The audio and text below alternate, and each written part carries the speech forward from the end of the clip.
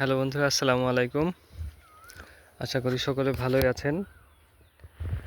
আজকের এই ভিডিওতে আমার সোলার সিস্টেমের খরচ নিয়ে কথা বলবো। একজন ভাই আমাকে বলেছেন যে আপনার সোলার সিস্টেমের খরচ কত হয়েছে। আমি বলেছি, বা সেখানে আমি মোটরটাকে ইনক্লুড করেছিলাম। তো আমি বাসায় ব্যবহার করার জন্য ঠিক কতটা খরচ হয়েছে সেই বিষয়ে তথ্য দিব। তো বাসায় ব্যবহার করার জন্য আমার সোলার সিস্টেমে এখন একটি ইনভার্টার রয়েছে, আর একটি ব্যাটারি রয়েছে, দুইটি ব্যাটারি রয়েছে। ইজি বাইকের ব্যাটারি পাওয়ার, যেটা হচ্ছে আপনার সিড লিড অ্যাসিড ব্যাটারি, যেটা জেল ব্যাটারি, সেটা ডুয়েডো কোম্পানির। আর সোলার প্যানেল এখানে 4 কিলোওয়াট সোলার সিস্টেম। আর এখানে স্ট্যান্ড রয়েছে, স্ট্যান্ডে খাড়া করা রয়েছে, স্ট্যান্ডের জন্য টাকা লেগেছে আপনার। এখানে 4 কিলোওয়াট সোলার সিস্টেমে জন্য প্রায় আপনার 20 টাকা ওয়াট করে প্যানেল কিনেছিলাম। স্ট্যান্ডের জন্য 20,000 টাকা লেগেছে। তো যদি আমি মোটরের হিসাব বাদ দিই তাহলে 3 কিলোওয়াট আমি এখান থেকে বাসায় নিয়ে গেছি। 300 ওয়াটের সোলার প্যানেল 10টা হয় 3000 ওয়াট। এই 10টা প্যানেলকে আমি হচ্ছে বাসায় নিয়ে গেছি। তাহলে আপনার ওই দুইটা যদি বাদ দিই তাহলে 10টা প্যানেলের দাম হবে প্রায় 60,000 টাকার মতো। স্ট্যান্ড হবে 20,000 টাকার মতো, তাহলে 80,000 এবং আপনার ইনভার্টারের দাম 38,000 টাকা। তাহলে 1 লক্ষ আপনার 18,000 টাকা। আর হচ্ছে দুইটা ব্যাটারির খরচ এসেছে আপনার প্রায় 18,000 টাকা।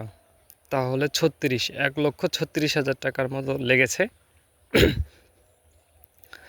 আর এখানে আরও 4টা প্যানেল অ্যাড করা আছে।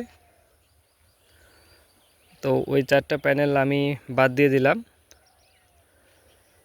ওখানে 1200 ওয়াট আমি মোটরে দেওয়া আছে, আর এখানে 1200 ওয়াট নেই। এখানে আপনার প্রায় 4টা প্যানেল বাদ দিয়েছি। যেহেতু আমি বাসার হিসাবটা দিচ্ছি, তাহলে আমার প্রায় 1,36,000 টাকার মতো লেগেছে। তার দিয়ে প্রায় সব ইকুইপমেন্টগুলো দিয়ে প্রায় 40 ধরে নিলাম। প্রায় 1,40,000 টাকার মতো খরচ হয়েছে 3 কিলোওয়াট সিস্টেমের জন্য। আর মোটর সব কিছু দিয়ে প্রায় 2.5 লক্ষ মতো লেগেছে, আরও কিছু। তো আমি অ্যাপ্রক্স একটি হিসাব দিয়ে দিলাম যে আমার খরচ কতটা হয়েছে।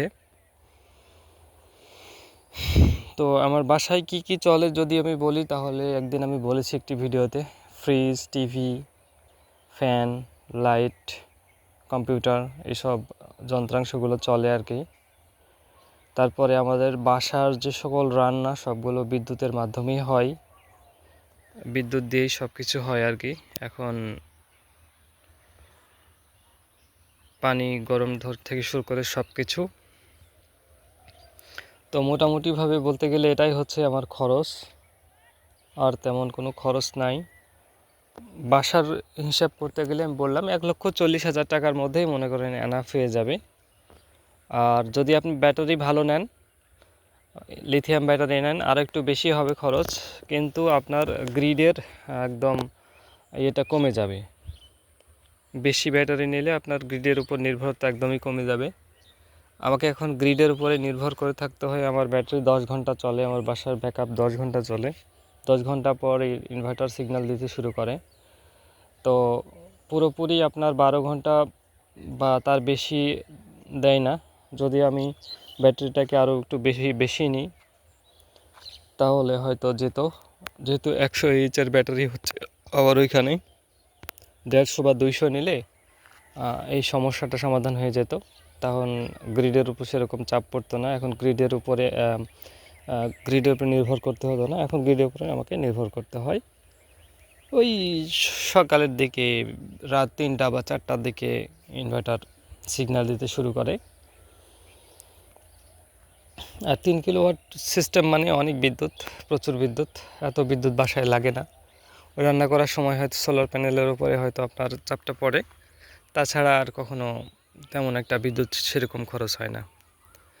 তো এই ছিল আমার সোলার সিস্টেমের খরচ। তো আর কিছু জানতে চাইলে আমাকে অবশ্যই ভিডিওতে কমেন্টস করবেন, চ্যানেলটা সাবস্ক্রাইব করবেন।